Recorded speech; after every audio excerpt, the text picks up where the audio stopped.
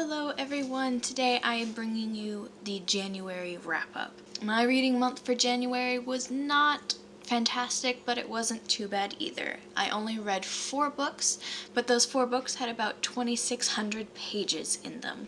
I started off the month with a book that I'd been meaning to reread for a while, one that I knew that I would enjoy, and just one that needed to be looked at again for the series. The first book I read of the year was Styx by Sherilyn Kenyon. It is my second time reading this book. It is the 9th book in the Dark Hunter series by Sherilyn Kenyon, and it got 5 stars. Some of the best things about this book was Simi's visit to Styx on his birthday and the verbal bitch slap that Urian gives Acheron. There were some downsides to this book in the series as far as the fact that it kind of makes you have a little bit of hatred for one of the characters that you have completely been in love with up to this point, and even though it never actually ruins your love for Acheron, the hatred just doesn't completely go away either. And another downside to this was that as far as the reread went, the past part was kind of slow. I didn't forget any of the details of the past, it was more the future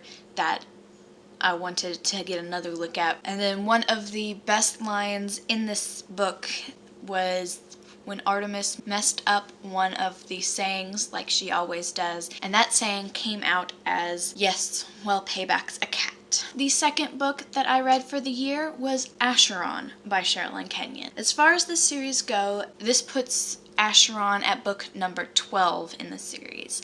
If you just want to read these 2 books, I would actually recommend reading Acheron first. Styx book goes a little bit further into events during the present timeline than Acheron's does. Acheron's book ends earlier on that timeline if you look at it, and Styx's continues on just a little bit. And again, same with Styx. Past was kind of slow during my rereading, and because of reading Styx, I do not like one of the characters in the past that I loved the first time I read Acheron. I know too much about her now to like her at all. Kind of ruined her character completely for me. Some of the great things about this book was that we got Acheron, who, despite the fact that I hate for Styx, I love him in his own right. You have his daughter, Simi, who is one of my most favorite characters of all time. And then you also have Tori, who is just a very sarcastic character in search of Atlantis, and she's a great character and one of my favorites. Book number 3 for the month was Eleanor and Park by Rainbow Rowell. This book I read because everyone says how it's such a cutesy contemporary romance and that it was a great book by Rainbow Rowell.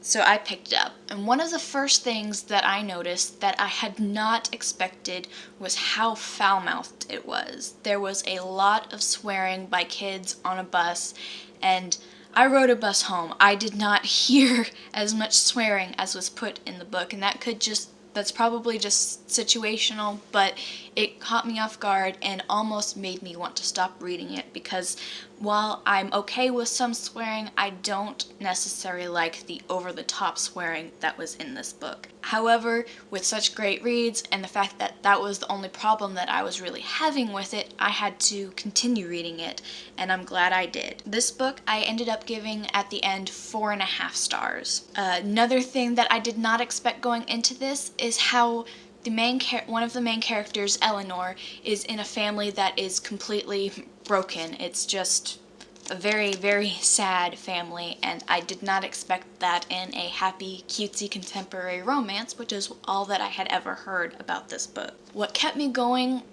on to the very, very end was the realistic plot.